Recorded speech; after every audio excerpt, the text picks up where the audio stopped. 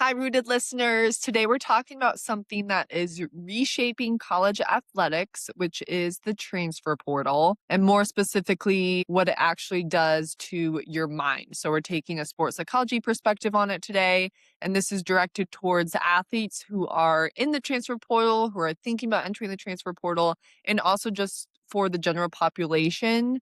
So, you understand some of the things and challenges that athletes have to go through while they're in the middle of this process. The transfer portal can be amazing. It can provide some great opportunities, but here's the thing that nobody tells you when you enter your name. It gives you options, but it doesn't necessarily give you answers. We're going to get into 6 considerations and challenges that student athletes may have as they start entering their name into the portal.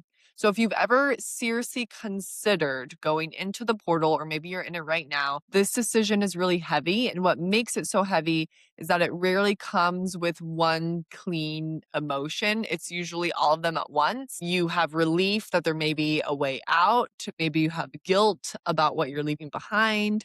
There could be excitement about a new possibility somewhere else. There could be fear that you're making the wrong call and you can't go back. So that combination is exhausting. It's kind of like a roller coaster of emotions that you're going through on a day-to-day basis. And a lot of athletes try to make a major life decision while carrying all of that at the same time. It's a lot. And they're never really slowing down to sort through what they're actually feeling and why. So before we get into strategy, the mixed emotions that you might be feeling make sense, and those are completely normal. And this is generally probably one of the hardest decisions that a college athlete has to face. So, first, let's talk about the difference between two very different kinds of transfer decisions because they might look the same from the outside, but they require completely different mindsets. The first type is running away from something. Maybe you're running away from a toxic culture, a coaching staff that doesn't really see you, a situation that is generally hurting your development or your mental state. Those are real, they happen, and sometimes leaving is absolutely the right call. The second type is running towards something. It might be a better fit for your position, a program whose style matches how you play, a coaching staff that actively recruited you and has a vision for your role. There's more opportunity, a fresh start in a place that really energizes you. And here's why that distinction really matters because if you're running away from something, you have to be very honest with yourself about whether you're running from the situation or from something that you're going to carry with you no matter where you go. Because a new program will not fix a confidence problem. A new city will not fix your relationship with failure. If failing is so scary in your mind, if mistakes are such a bad thing, that's going to be coming with you. And a new coach can't fix that inner critic that's been telling you you're not good enough for years. But if you're running towards something, toward a genuine opportunity, toward a better environment, toward a program where you can truly thrive, that's a completely different situation. And that mindset will serve you very well in the transition. So I want all athletes to ask themselves honestly, which one is this? And I break that down with all my athletes who are seriously considering entering their name into the portal. Now, second, let's say you've made the decision, you've committed somewhere new, you're excited, and then you show up and comparisons might start. So the facilities aren't as nice as your old school. Maybe the team culture is different than you expected. The coaching style could feel unfamiliar. And suddenly you're doing this constant mental math, old program versus new program, and you're trying to figure out if you made the right call. Or maybe it goes the other way. Maybe your new program is awesome, but you feel this pressure to prove that it was worth it to really justify your decision. So now you're putting pressure on yourself to perform really well so that nobody, including yourself, can question whether you should have stayed or not. And both of those traps will eat you alive if you let them. Every program has things that are better and things that are worse and somewhere else. And measuring your new situation against your old one is not a fair comparison because you know your old program deeply and you're still learning your new one. So you got to give yourself time there. Give yourself a full season and especially give yourself the chance to build a whole new blueprint before you start grading the building and putting so much pressure on yourself to be perfect. Learn the system, be a sponge. The third consideration that we need to talk about is the guilt that you might feel. This is one of the most under talked parts of the transfer experience. You may have guilt about leaving teammates who counted on you, guilt about a coach who recruited you, believed in you, maybe even went to bat for you. Maybe you have a guilt about a program that invested the time, resources, and energy into your development. And sometimes that guilt is so heavy that athletes either stay somewhere where they shouldn't or they leave, but they carry that guilt with them, and it kind of poisons the fresh start they were trying to create. So if you do leave, process it. Thank the people who invested in you, acknowledge what you gained, especially in a hard situation,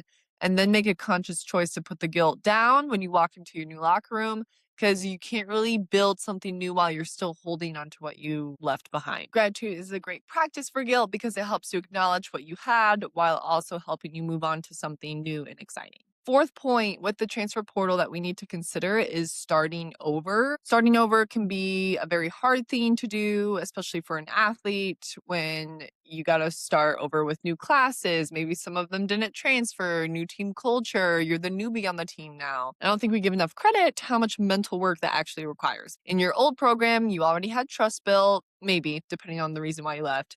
Your coaches knew how you operated under pressure. Your teammates knew your tendencies. You knew the culture, the rhythm, the routine, the unspoken rules. And when you transfer, you lose all of that and you have to rebuild it from scratch while also trying to perform. And trust is built through consistency over time. Your new coaches don't fully know you yet. Your new teammates don't know you yet. You don't fully know them either. So give it time. Show up the same way every single day. Be coachable. Be curious about the culture that you're stepping into instead of trying to immediately reshape it. Be a sponge, ask questions. And also be patient with yourself. The adjustment period can be a long time. It can be a short time. The first few months in a new program can feel very disorienting, even when the decision was absolutely the right one.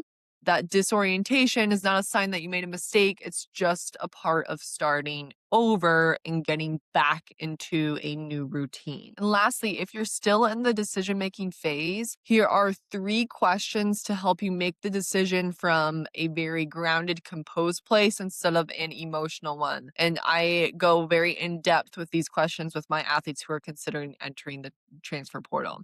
So question 1 is, am I leaving the situation or am I leaving my problems? And be very honest. If the things that are making you miserable are internal, like your confidence, your relationship with failure or pressure, your fear of not being good enough, those will come with you. A new program is a new backdrop, but your mental patterns will typically stay the same until you do the work to change them. Question 2, have I been honest with my coaches about what I need? Sometimes athletes enter the portal before they've ever had a direct conversation with their coaching staff about playing time, their role, or what they need to feel developed. And if you have not had that conversation, have it first. You might be surprised by what happens. You might feel a sense of relief. You might feel really heard. You never know. So have that conversation.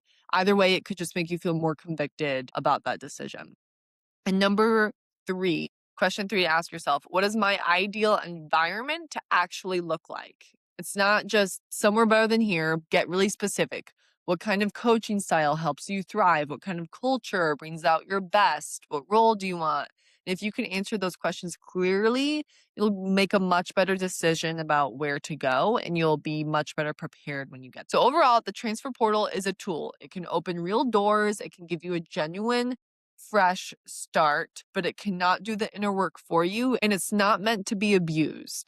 If you are transferring somewhere every 4 years, that says a lot about you, not necessarily the program. A new zip code and mascot doesn't automatically create a new mindset. Whatever you're carrying, the comparison, guilt, fear, doubt, it will come with you unless you intentionally address it. So get very clear on why you're leaving and what you're going toward.